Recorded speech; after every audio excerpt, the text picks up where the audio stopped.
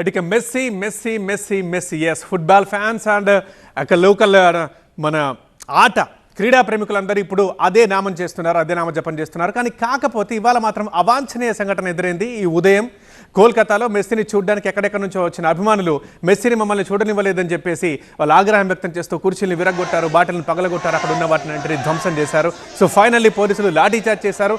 చివరికి బామాలి బయటకు తీసుకొచ్చారు. అయితే ఆ కుర్చీలతోనే అక్కడున్న వస్తువులతోనే బయటకు వచ్చి అంత ఆగ్రహం వ్యక్తం చేయడం స్టిల్ ఇంకా కంటిన్యూ అవుతూనే ఉంది. సాల్ట్ లేక్ స్టేడియం బయట కోల్కతాలో ఇంకా ఆ ఉద్రిక్త వాతావరణం మనకు కనిపిస్తూనే ఉంది. సో దీన్ని దృష్టిలో పెట్టుకొని ఇప్పటికే అన్ని రకాల పకడ్బందీ చర్యలు చేపట్టింది తెలంగాణ ప్రభుత్వం. షెడ్యూల్ ప్రకారమే కొనసాగేలా అన్ని చర్యలు తీసుకుంటుంది. బట్ కాకపోతే దీన్ని దృష్టిలో పెట్టుకొని ఇట్లాంటి ఘటనలు హైదరాబాద్లో రిపీట్ కాకుండా ఉండాలంటే ఏం చేద్దామని ఇంకొంచెం అలర్ట్ అయిపోయారు, టైట్ చేస్తున్నారు ప్రతిదాన్ని. సో కేంద్ర బలగాలు కూడా రంగంలోకి దిగబోతున్నాయని చెప్తున్నారు.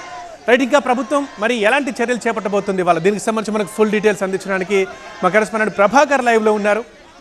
ప్రభాకర్, ఇప్పుడు కోల్కతా ఘటన తర్వాత సో తెలంగాణ ప్రభుత్వం ఈ షెడ్యూల్లో ఏమైనా మార్పులు చేయబోతుందా? సో దేనైనా గైడ్ చేయబోతుందా? కేంద్ర బలగాలు రంగంలో దిగుతున్నాయి అంటున్నారు.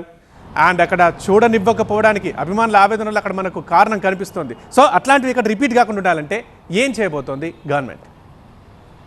ఇక్కడ చాలా పకడ్బందీ ఏర్పాట్లు జరుగుతున్నాయని చెప్పాలి. ముందు నుంచి కూడా తెలంగాణ ప్రభుత్వం దీనిపైన 2-3 సార్లు రివ్యూ కూడా నిర్వహించింది. ఒక ప్రభుత్వంతో పాటుగా అటు ఏదైతే ఈవెంట్ కండక్ట్ చేస్తున్న మేనేజ్మెంట్కి సంబంధించిన ప్రతినిధులు కూడా చాలాసార్లు ఈ కోఆర్డినేషన్ మీటింగ్లో పాల్గొన్నారు. ఈరోజు కోల్కతా ఇన్సిడెంట్ తర్వాత ఇంకా సీరియస్నెస్ పెంచారు.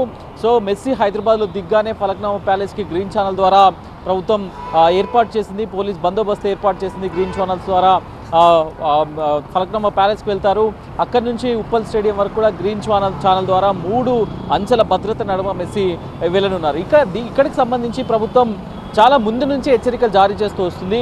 కేవలం టికెట్లు ఉన్న వారు మాత్రమే 30,000 మందికి మనకు మాత్రమే లిమిటెడ్గా టికెట్స్ సేల్ చేసింది డిస్ట్రిక్ట్ యాప్లో, దాంతోపాటు కొన్ని ఆఫ్లైన్లో.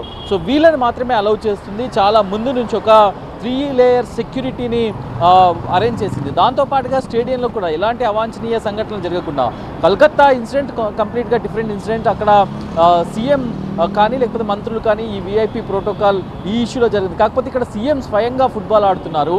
సో సీఎం మెస్సీతో కలిసి ఆడనున్నారు. RR9 అనే జట్టుకి సీఎం ప్రాతినిధ్యం వహిస్తున్నారు, అపర్ణ జట్టుకి మెస్సీ ప్రాతినిధ్యం వహిస్తున్నారు.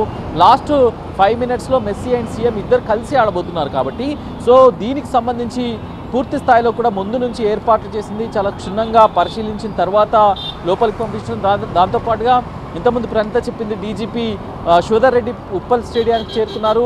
పోలీసులకు కలకత్తా ఇన్సిడెంట్ని స్క్రీనింగ్ ద్వారా చూపించారు ఎలా జరిగింది, అక్కడ సెక్యూరిటీ బ్రీచ్ ఎలా జరిగిందనే అంశాలను వివరించారు.